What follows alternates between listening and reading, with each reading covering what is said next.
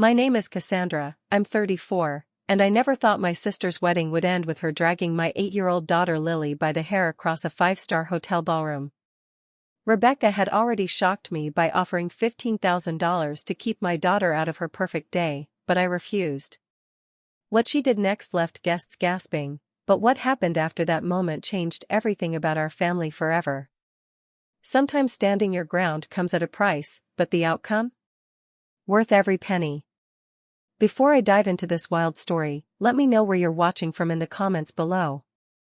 Hit that like and subscribe button if you've ever had to stand up to family for what's right. Growing up, I always lived in Rebecca's shadow. From the moment she was born, 3 years after me, she became the golden child of our family. Our parents, Eleanor and William Mitchell, never tried to hide their preference.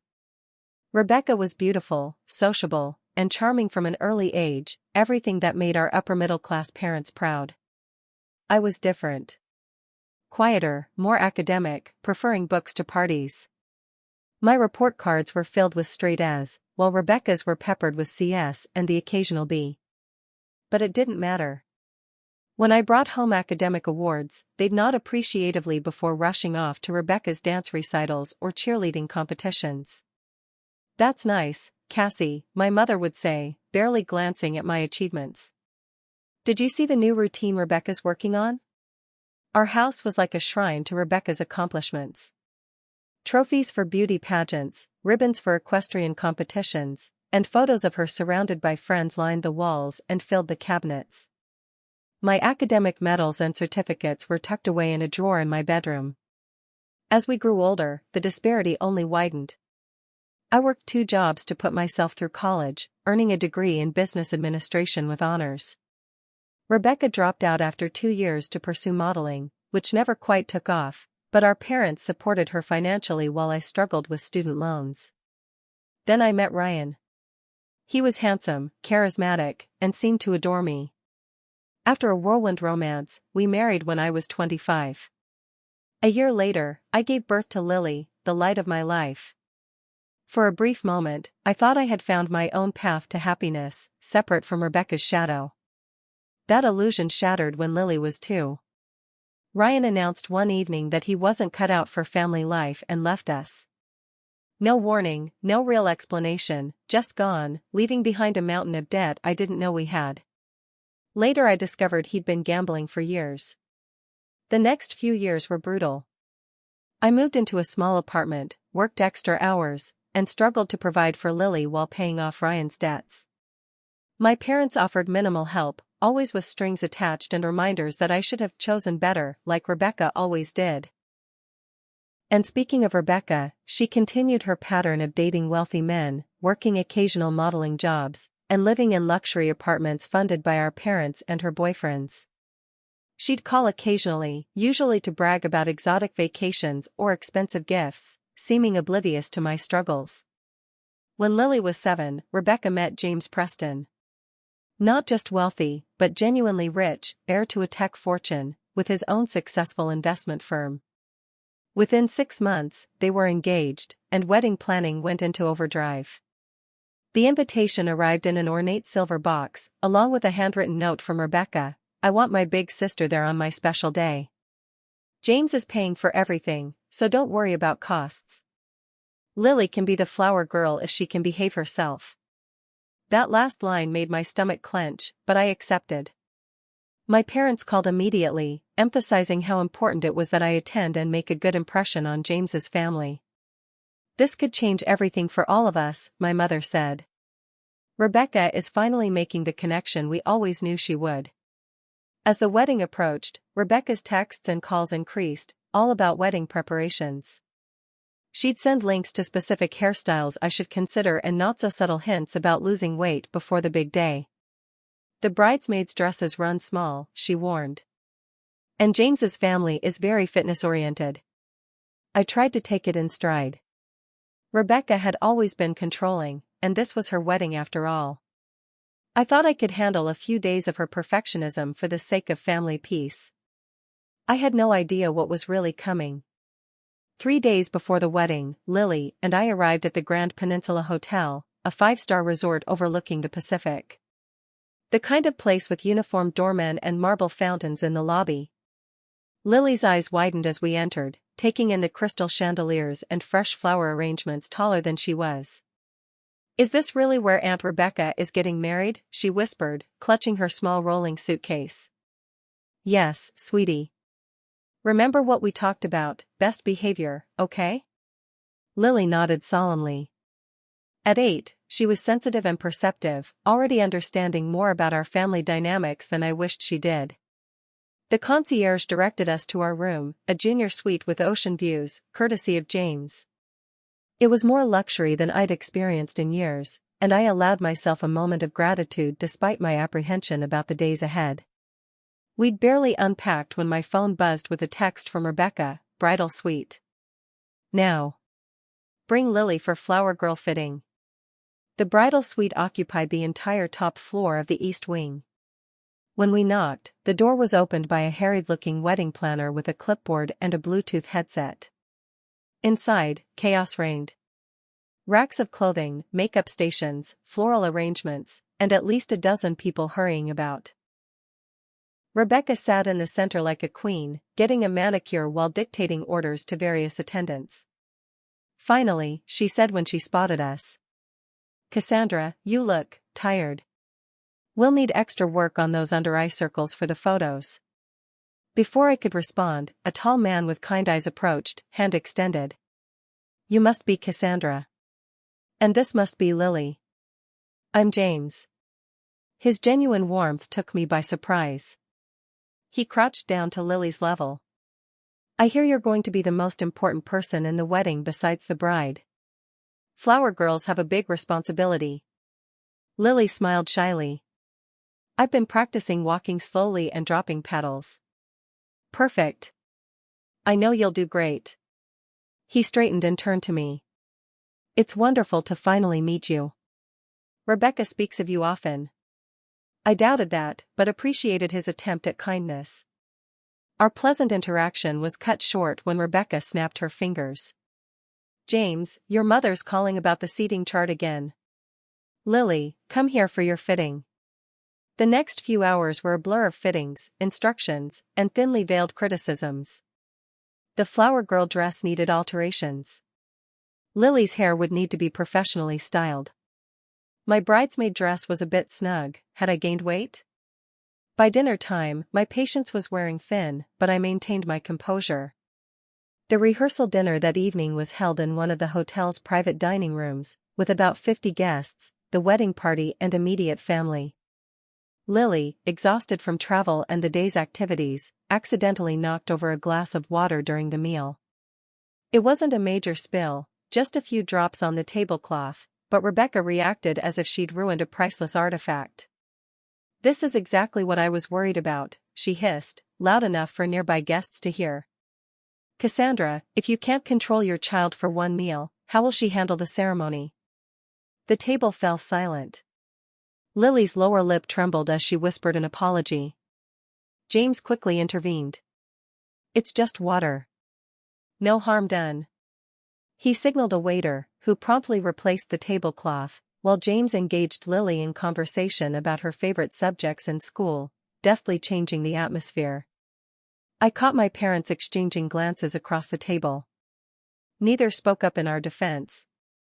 My father studiously examined his steak, while my mother gave a slight headshake, her universal signal for "don't make a scene." Later that night, after putting Lily to bed, I seriously considered packing our bags and leaving. The only thing stopping me was knowing how disappointed Lily would be to miss being a flower girl. She'd talked about nothing else for weeks. Around midnight, a knock at our door surprised me. It was Rebecca, still in her rehearsal dinner dress but with makeup smeared from crying. "I need to talk to you," she said, pushing past me into the room. For the next hour, she oscillated between apologies for her earlier behavior and full-blown panic about the wedding. Cold feet, family drama, floral arrangements that weren't the right shade of blush, everything was falling apart, according to her.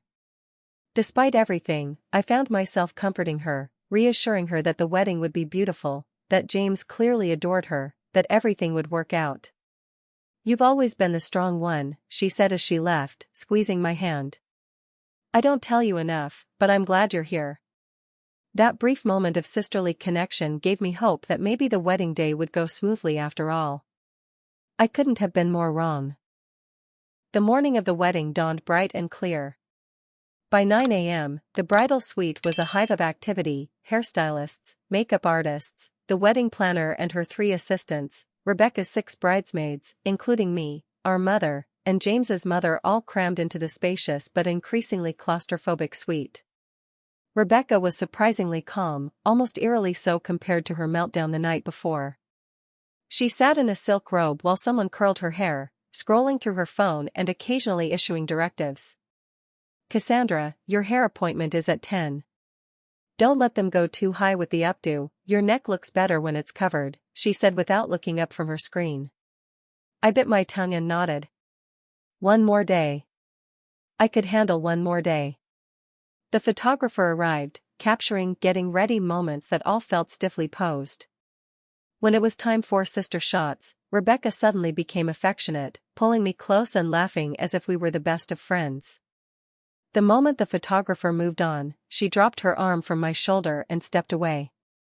"The champagne needs to be chilled more," she told an assistant. "And check on the flower girl dress.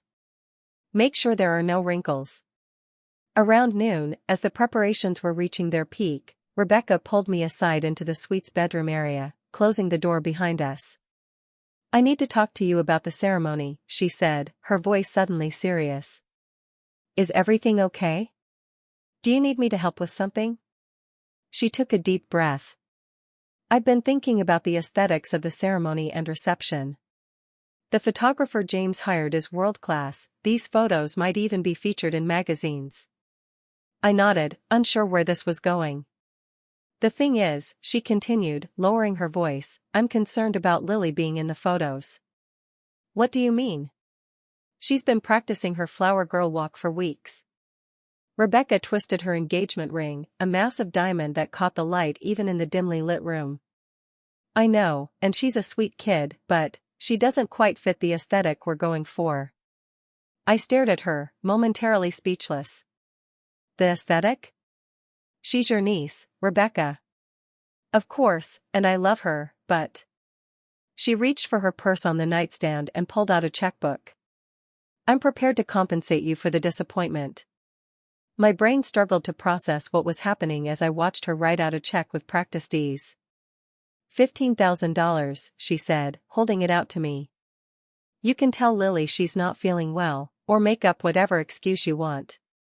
She can still attend the reception if she stays at the back tables with the extended family. I just don't want her in the ceremony or the main photos." The check hovered between us. $15,000, enough to clear the last of Ryan's debt, maybe even put a down payment on a small house instead of continuing to rent our apartment. For a split second, I felt the pull of temptation. Then the reality of what my sister was asking hit me like a physical blow. "You want me to take money to hide my daughter? Your niece? Because she doesn't match your aesthetic?" My voice rose despite my effort to keep it steady. Rebecca glanced nervously at the door. "Keep your voice down. It's not about hiding her. It's just, look, James's family is very image-conscious. His mother specifically commented on how the bridal party should look cohesive. And an 8-year-old flower girl ruins that cohesion?" The check was still extended toward me. I made no move to take it. "Don't be difficult, Cassandra. This is my day. One day out of your entire life I'm asking you to compromise. Think about what this money could do for you and Lily." Before I could respond, the door opened and James appeared, looking handsome in his tuxedo pants and a crisp white shirt, bow tie still undone. "Sorry to interrupt," he said, smiling. "Just wanted to check if everything's on schedule." Rebecca quickly tucked the check into her robe pocket. "Everything's fine, honey. Cassandra and I were just having a sister moment." James looked between us, his expression suggesting he sensed the tension. "Is everything okay?" "Perfect," Rebecca said quickly. Cassandra was just about to get Lily ready. I stood there, torn between exposing Rebecca's cruel offer and maintaining peace on her wedding day. James seemed genuinely good-hearted. What would he think if he knew what his bride-to-be had just proposed? But confrontation would create a scene, potentially ruin the wedding, and I'd be cast as the jealous sister trying to sabotage Rebecca's big day. My parents would never forgive me. I should check on Lily, I said finally, moving toward the door. James touched my arm lightly as I passed. She's going to be the cutest flower girl ever. I already warned the photographer he might be upstaged. His kindness nearly broke my composure. I nodded and hurried out. In our room, I found Lily watching cartoons, still in her pajamas. For a moment, I considered packing our bags and leaving, telling her some emergency had come up, sparing her from being treated as an embarrassment. But I knew how excited she was about being a flower girl. And running away would only reinforce what Rebecca and my parents had always believed about me, that I wasn't strong enough, that I made poor decisions, that I created drama. Time to get ready, sweetheart, I said instead, forcing brightness into my voice. Your special dress is all pressed and waiting. As I helped her into the pale pink flower girl dress, fixed her hair into a crown of loose curls, and fastened the small pearl necklace Rebecca had grudgingly included in the bridal party gifts, I made a silent promise to my daughter: no one would make her feel less than today. Not even her aunt. The check remained in Rebecca's pocket, untaken, as we made our way to the ceremony. The wedding ceremony was set to take place in the hotel's oceanfront garden, a meticulously landscaped space with white roses climbing trellises and a marble aisle leading to an elaborate floral arch. 200 guests were seated in white chairs, the women in designer dresses and statement hats, the men in suits that probably cost more than my monthly rent. In the bridal suite adjacent to the garden, final touches were being applied. Rebecca looked stunning in her custom gown, a cascade of lace and crystals that probably cost more than a car. The bridesmaids, myself included, wore identical blush-colored dresses that had been altered to flatter each woman's figure, though mine still felt uncomfortably tight across the chest. Lily waited with the wedding planner, practicing her petal-dropping technique one last time. Her excitement was palpable, she practically vibrated with it, making Rebecca's earlier offer even more callous in my mind. As the music began and the procession started, Rebecca grabbed my wrist when no one was looking. Last chance, she whispered. The offer stands. I pulled my arm away. Lily is walking down that aisle. Her eyes hardened, but she said nothing more as the bridesmaids began their procession. The ceremony itself proceeded perfectly. When Lily's turn came, she walked slowly and deliberately, dropping rose petals in a neat pattern just as she'd practiced. Guests murmured appreciatively, and I caught James beaming at her from his position at the altar. Rebecca, on my father's arm, was the picture of bridal radiance, but I noticed her eyes narrow slightly as she passed Lily standing proudly at the end of the aisle. Throughout the ceremony, as I stood with the other bridesmaids, I caught Rebecca glancing at Lily with barely concealed irritation. The exchange of vows, the rings, the pronouncement, all went without a hitch. Guests applauded as the newlyweds shared their first kiss as husband and wife. For a moment, I allowed myself to believe the worst was behind us. The reception was held in the hotel's grand ballroom. Crystal chandeliers, ice sculptures, a 12-piece orchestra, and centerpieces of white orchids and roses created a scene of almost excessive luxury. A separate children's table had been set up in a corner with coloring books and child-friendly food, where Lily sat with the few other children in attendance. During the formal photographs, Rebecca positioned herself to ensure Lily was always at the edge of group shots, sometimes accidentally blocking her with her bouquet. The photographer, sensing tension, suggested a special shot of just Rebecca, Lily, and me. Oh, we have so many combinations to get through, Rebecca deflected. Let's focus on the main bridal party first. James, noticing this, intervened. I'd love a photo with my new niece, he said, beckoning Lily over. She's the only flower girl I'll ever have. The warmth in his tone made it impossible for Rebecca to object without seeming petty. She stood stiffly as James crouched beside Lily for the photo, her smile not reaching her eyes. As the reception progressed, I noticed Rebecca drinking more champagne than usual. She circulated among the guests, playing the perfect bride, but I overheard her complaining to her bridesmaids during a bathroom break. "Did you see how James's mother keeps fawning over Cassandra's kid? Like she's the main attraction or something." I stepped into a stall before they noticed me, my chest tight with a mixture of anger and hurt. It was true that James's family, particularly his mother Patricia, had been exceptionally kind to Lily. Patricia had sought us out during cocktail hour, complimenting Lily's performance as flower girl and engaging her in conversation about school and hobbies. She'd even mentioned that her foundation sponsored a summer program for gifted children and suggested Lily might be a good candidate. The genuine interest shown by the Preston family seemed to intensify Rebecca's resentment. Each time she spotted Lily receiving positive attention, her expression would darken momentarily before she plastered on her camera-ready smile again. Dinner was served, speeches were made, and the first dances completed without incident. I began to think we might make it through the evening unscathed. Then came the cake cutting. The wedding cake was a 6-tier masterpiece adorned with sugar flowers that matched the bridal bouquet. It sat on a special table in the center of the dance floor, surrounded by twinkling lights. As the traditional cake-cutting music played, guests gathered around to watch and take photos. Lily, excited to see the cake up close, edged her way to the front of the crowd.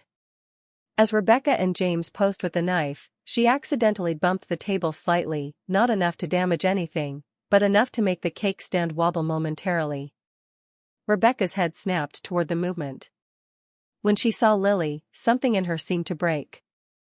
Whether it was the champagne, the stress of the day, or the culmination of her lifelong need to be the center of attention, I'll never know.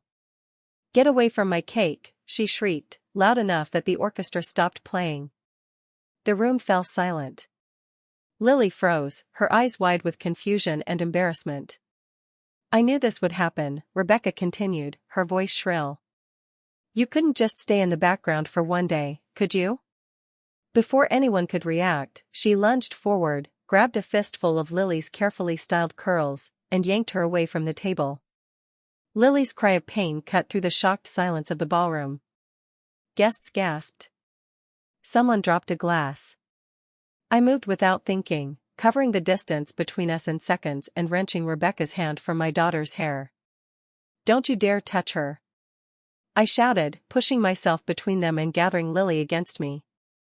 She was sobbing now, clinging to my dress.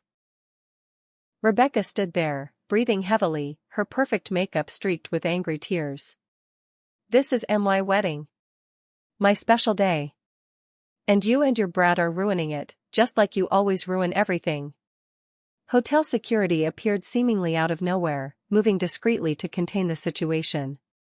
James rushed forward, his face a mask of horror and disbelief. "Rebecca, what the hell are you doing?" he demanded, his previous warmth completely gone. My parents hurried over, my mother immediately attempting damage control. "She's just overwhelmed, it's the stress of the day," she said to anyone within earshot. "Cassandra, take Lily outside for a moment, please. Let's not make a scene."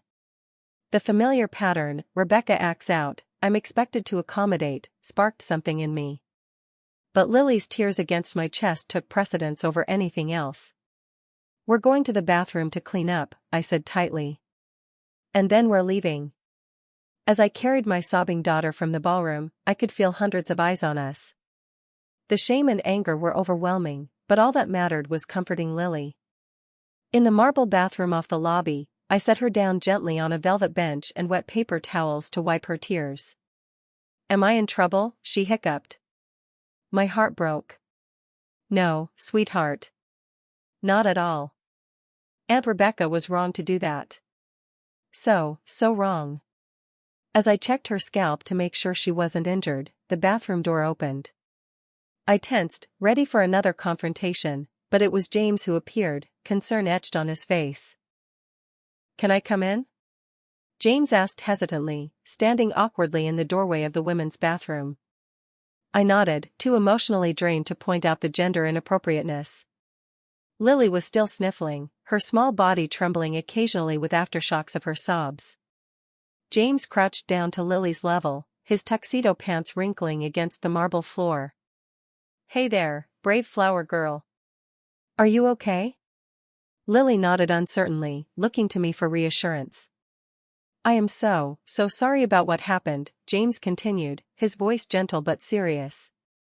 That was not okay, and it wasn't your fault at all. The cake didn't fall, Lily said in a small voice. I was careful. I know you were. You did nothing wrong. He looked up at me, genuine distress in his eyes. Cassandra, I don't even know what to say. I've never seen Rebecca act like that before.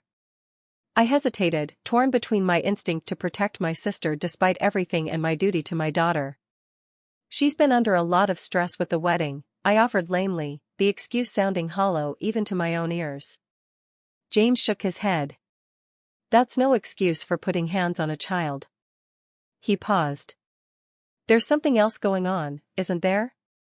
When I walked in on you two before the ceremony, it felt tense.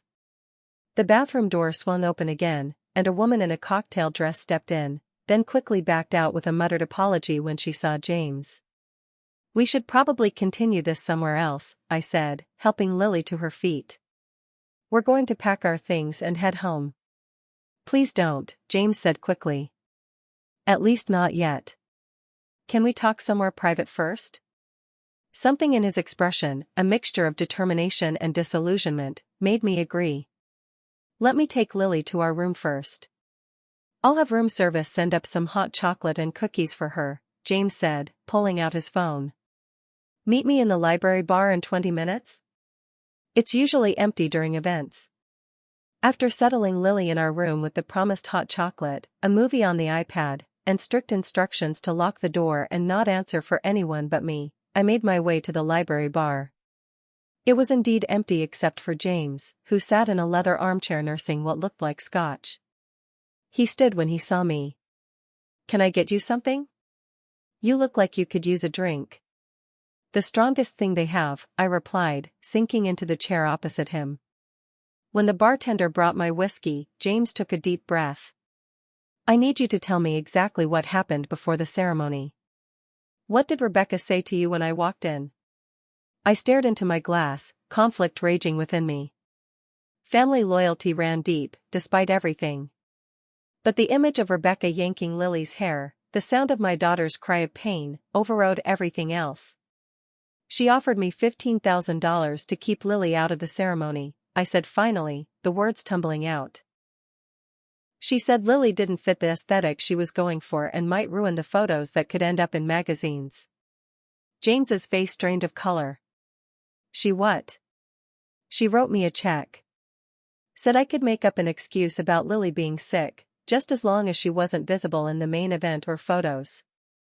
And you refused, he said. It wasn't a question. I nodded.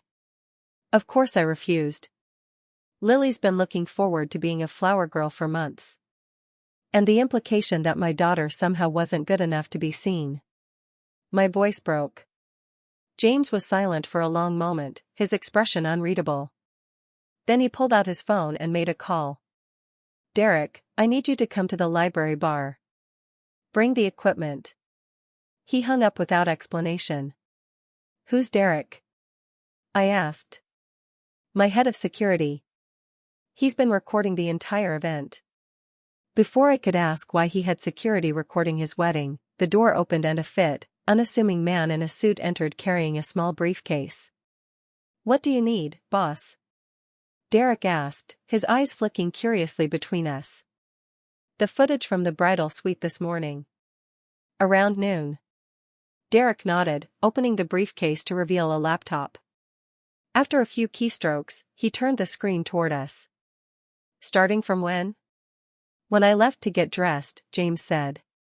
Derek queued up the footage and stepped back. On screen, I watched myself and Rebecca enter the bedroom area of the suite, closing the door behind us.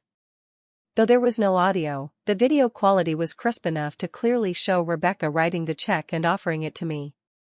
My own expression of shock and disgust was painfully evident.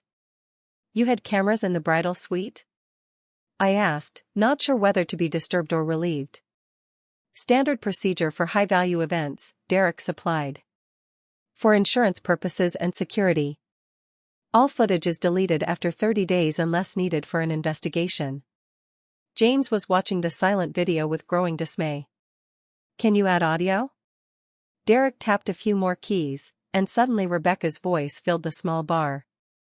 $15,000. You can tell Lily she's not feeling well, or make up whatever excuse you want. She can still attend the reception if she stays at the back tables with the extended family. I just don't want her in the ceremony or the main photos. My own voice, you want me to take money to hide my daughter? Your niece? Because she doesn't match your aesthetic? James stopped the playback, his jaw clenched tight. I've seen enough. He turned to Derek. Get this ready to show in the main ballroom. And find Mrs. Preston, my mother, and ask her to meet us there in 10 minutes. Derek nodded and left with the laptop. What are you planning to do? I asked, a knot of dread forming in my stomach. James drained his scotch and stood. The right thing. Something I should have done months ago, if I'm being honest with myself. He offered me his hand. Will you come with me? As we walked back toward the ballroom, we encountered my parents in the lobby. They rushed toward us, faces tight with concern, though I noticed it was directed at James, not me. There you are, my mother said, gripping James's arm. Rebecca's been looking everywhere for you. She's calmed down now, and we can all just move past this little incident. Mrs. Mitchell, James interrupted politely but firmly, I'm afraid this was more than a little incident. If you'll join us in the ballroom, there's something everyone needs to see. My father stepped forward. Now see here, James. Every bride gets stressed on her wedding day. Rebecca's always been high-strung, but she doesn't mean any harm. Pulling a child's hair doesn't mean harm? I interjected, unable to contain myself. Cassandra, you know how you provoke her, my mother replied dismissively. If you'd just kept Lily away from the cake. That's enough, James said, his tone leaving no room for argument. Please come to the ballroom. We entered to find the reception still in progress, though with a subdued atmosphere. The orchestra played softly, and guests mingled awkwardly, clearly still processing the earlier drama.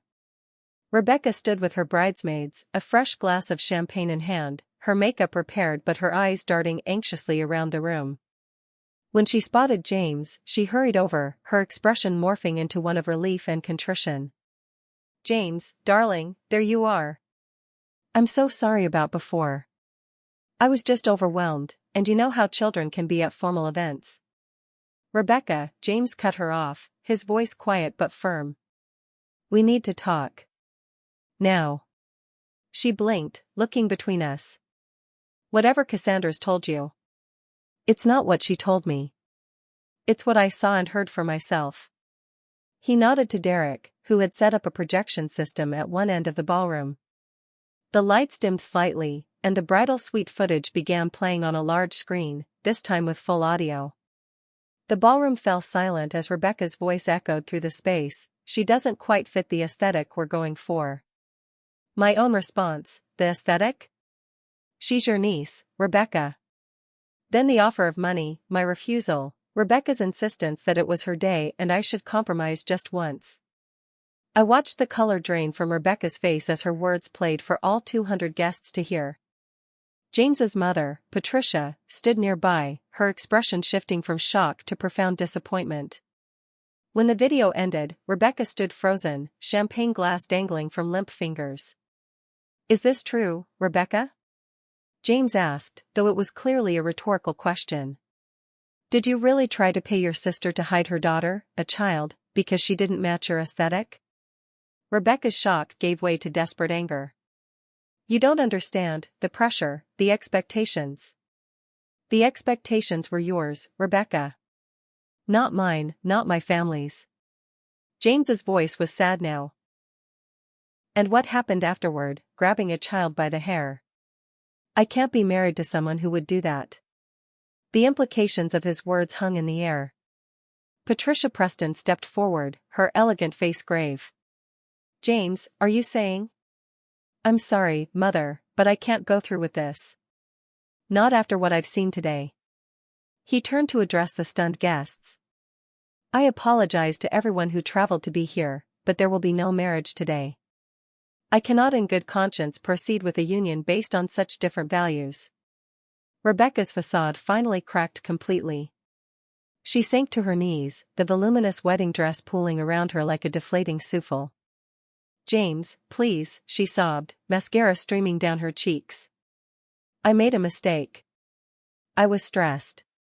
I'll apologize to Lily, to Cassandra, to everyone. But James had already removed his wedding ring, placing it gently on a nearby table. I'm truly sorry, Rebecca. I hope you find peace and perspective. He turned to me. Cassandra, I believe you mentioned leaving. I've arranged for a car whenever you're ready. As he walked away, Patricia Preston approached me. I'm so sorry about your daughter. Is she all right? She will be, I said, still processing the dramatic turn of events. Good. Children are resilient, thank goodness. She glanced at Rebecca, who was now being comforted by my parents and her bridesmaids. This isn't your fault, you know. None of it. It was perhaps the first time anyone from my family circle had said those words to me. As guests began to file out, murmuring in shock and disbelief, I made my way back to my room where Lily waited, blissfully unaware that her aunt's wedding had just imploded spectacularly. That night, I lay awake in the hotel room long after Lily had fallen asleep. She'd asked about the wedding, and I'd given her a simplified version of events. Aunt Rebecca and James had decided not to get married after all. Yes, we would go home tomorrow. No, it wasn't because of what happened with the cake. My phone buzzed periodically with texts and calls, from my parents, which I ignored, from the few friends I'd managed to maintain through my years of single motherhood, even from a couple of Rebecca's bridesmaids expressing their shock and support. Around midnight, a text came from an unknown number. This is James. Hope it's not too late to message. Just checking that you and Lily are okay.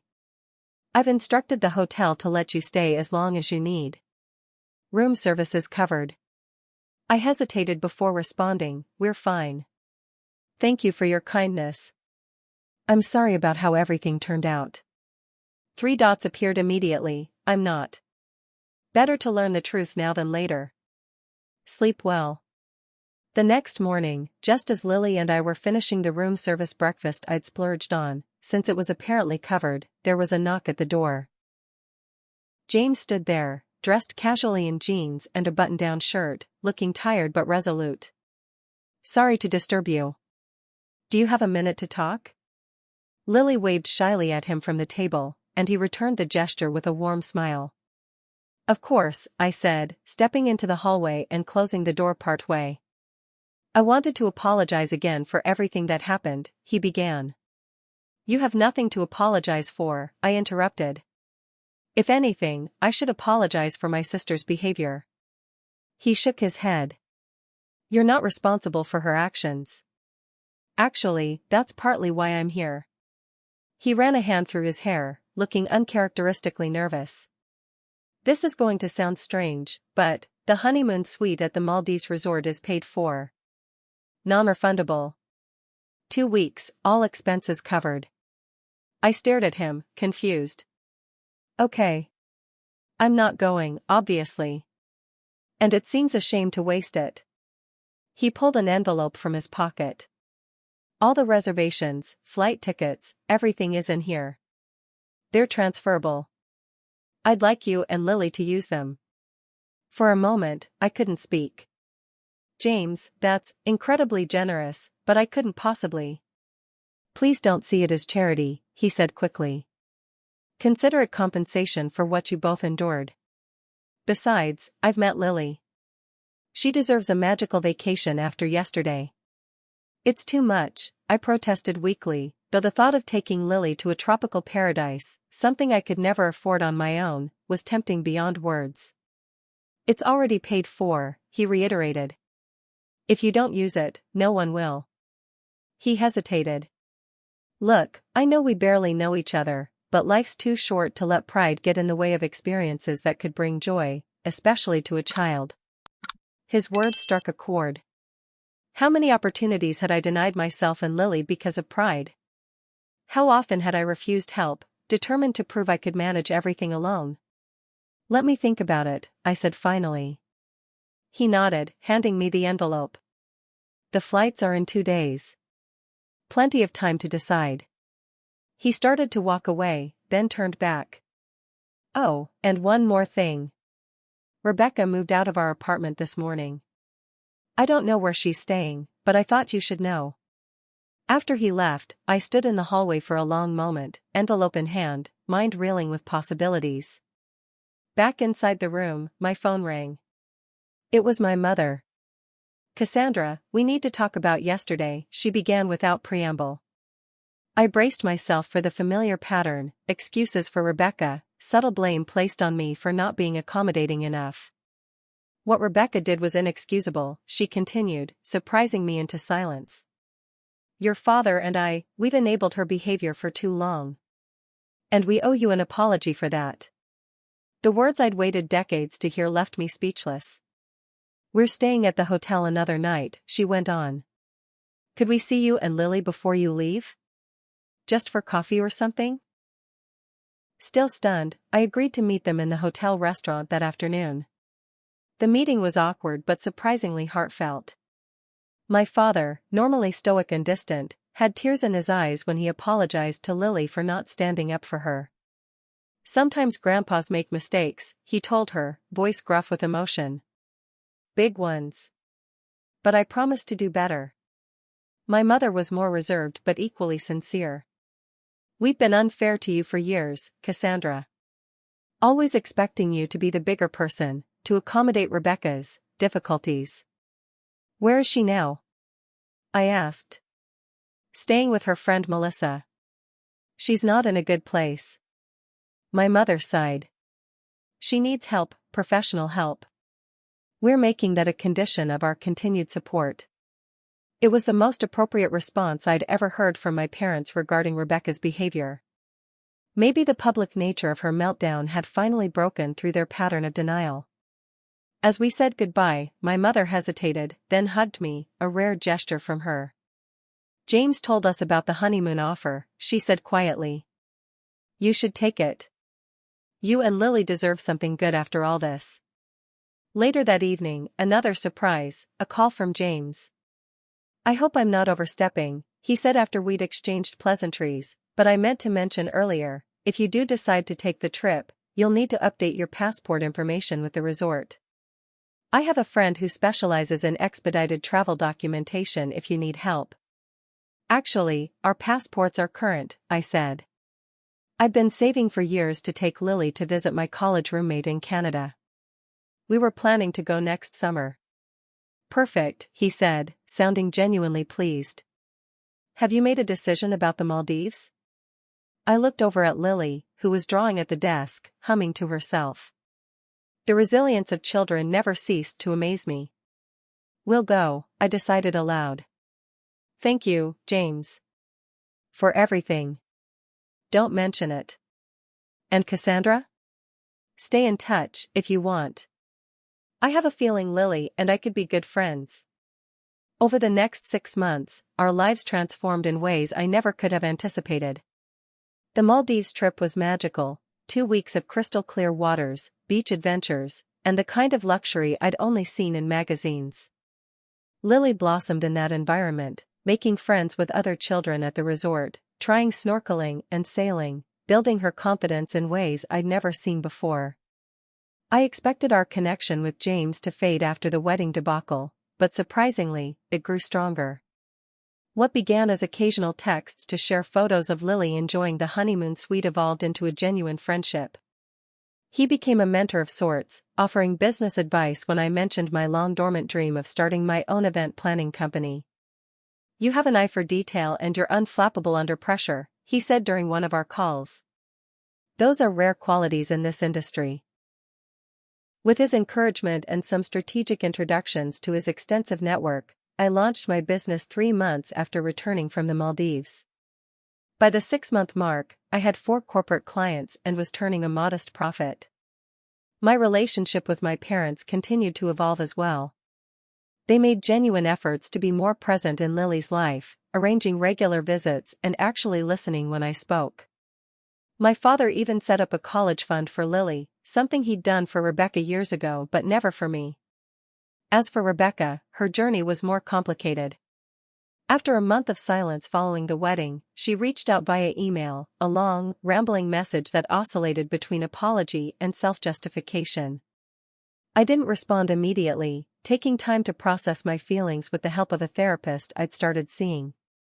When I finally replied, I set clear conditions for any potential reconciliation. She needed to be in regular therapy, she needed to apologize directly to Lily, with me present, and she needed to respect my boundaries without exception.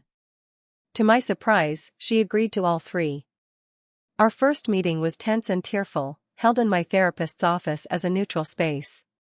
Rebecca seemed smaller somehow, her designer clothes and perfect makeup unable to mask the vulnerability she'd always tried so hard to hide. "I'm jealous of you," she admitted during that session. "I always have been. You know who you are. You always have. I've been trying on different identities my whole life, hoping one would stick." It wasn't an excuse for her behavior, but it was a starting point for understanding. The road to rebuilding our relationship would be long, but for the first time it seemed possible. My parents organized a family dinner to celebrate Lily's 9th birthday in December, the first time all of us had been together since the wedding. Rebecca brought a thoughtfully chosen gift, art supplies, based on Lily's newest interest, rather than her usual expensive but impersonal offerings. James came too, having maintained free. 6 months after the wedding life had settled into a new normal that I barely recognized, in the best possible way.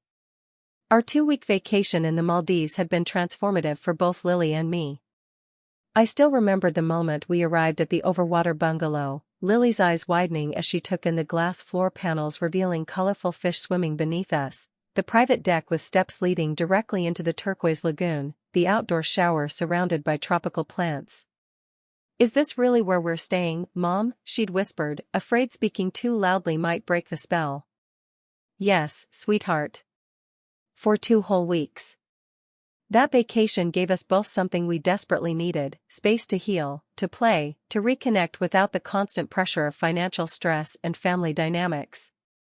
I watched my daughter transform from a child who often seemed to carry the weight of adult worries to one who could simply be a kid, building sandcastles, spotting dolphins from our deck, giggling as tropical fish nibbled at her toes during shallow water snorkeling lessons. For me, the break from our regular life offered perspective.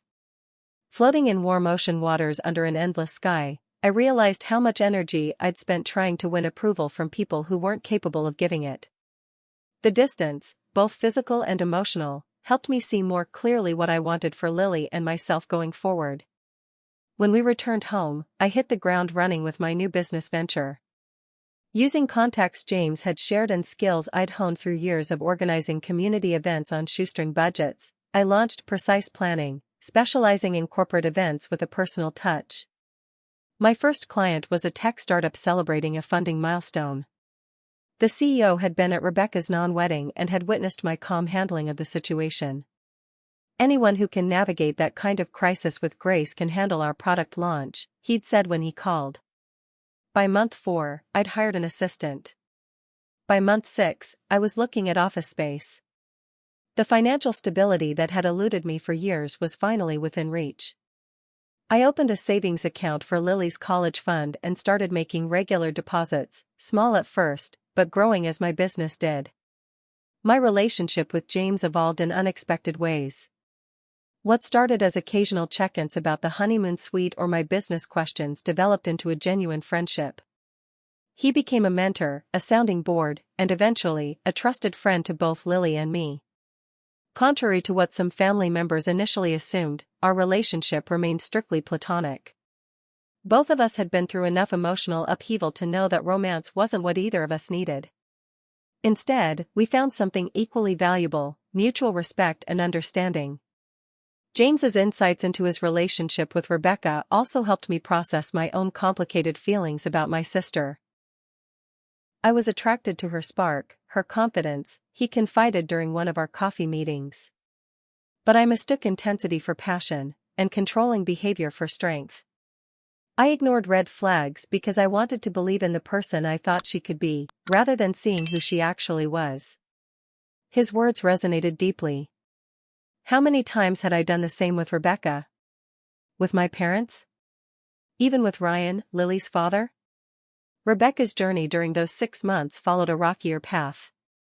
After staying with friends for several weeks following the wedding disaster, she eventually moved into a modest apartment, a significant downgrade from the luxury condo she'd shared with James. For the first month, she disappeared from family contact entirely. Then came the rambling email, followed by tentative steps toward reconciliation.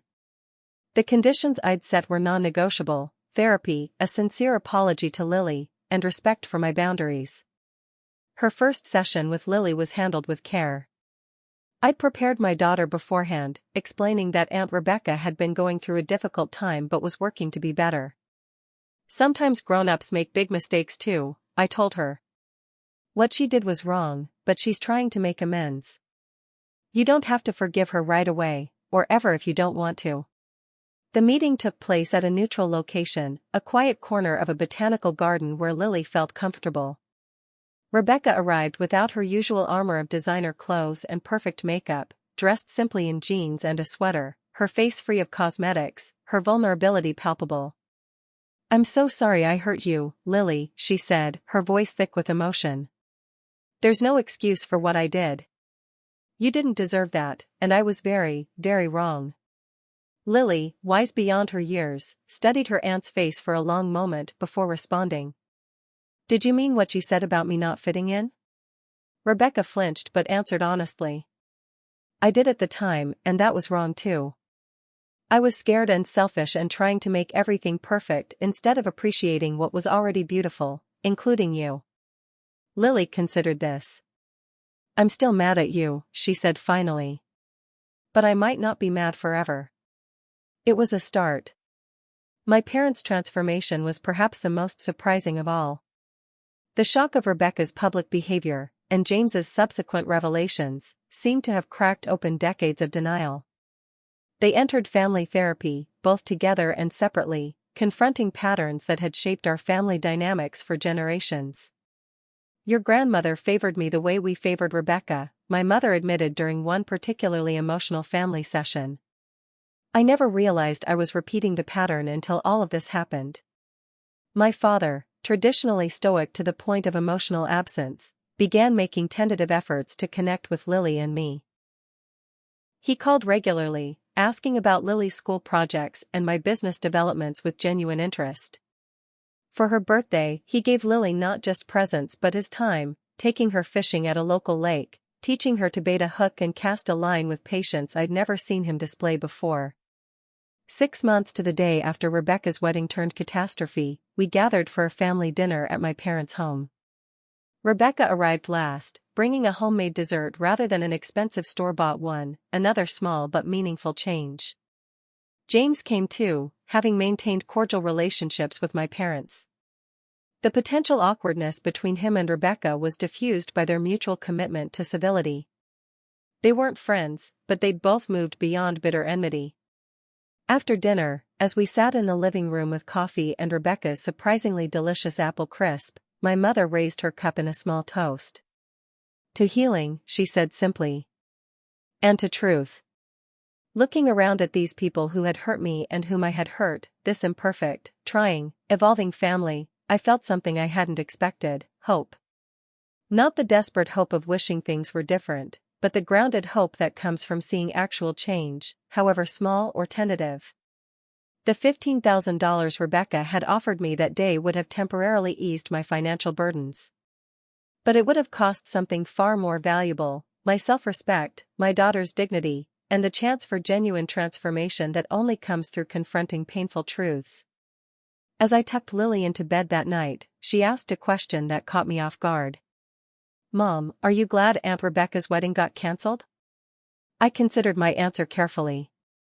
"I'm not glad for her pain," I said finally. "But I am glad for the changes that have happened since then. Sometimes the hardest moments lead to the most important growth." She nodded sleepily. Like when I failed my spelling test but then studied super hard and got the best grade on the next one? Exactly like that, I smiled, kissing her forehead. Just on a grown-up scale. My business continued to thrive. My relationship with Rebecca remained work in progress, 2 steps forward, 1 step back, but generally moving in a positive direction. My parents' efforts to connect with Lily and support me continued, growing more natural with time. James became a valued friend and business mentor, helping me navigate client relationships and contract negotiations. He started dating again 6 months after the non-wedding, taking things slowly with a child psychologist he'd met through charity work. As for me, I began to recognize that standing up for myself and my daughter wasn't selfish, it was necessary. Setting boundaries wasn't cruel, it was kind, both to myself and ultimately to those who needed limits. Refusing to accept scraps of affection or respect wasn't prideful, it was self-preserving. The journey of healing isn't linear, and it doesn't have a neat ending point. Some days are harder than others. Old patterns occasionally resurface. New challenges emerge. But I've learned that protecting those you love sometimes means making difficult choices, refusing comfortable compromises, and weathering painful confrontations. Standing your ground may cost you in the short term, but the long-term rewards, self-respect, authentic relationships, modeling courage for your children, are beyond price. No amount of money, not $15,000, not $15 million, is worth sacrificing your dignity or your child's sense of worth. Some things truly are priceless. If my story resonates with you, I'd love to hear about a time when you chose self-respect over an easier path. Has standing your ground ever led to unexpected positive changes in your life?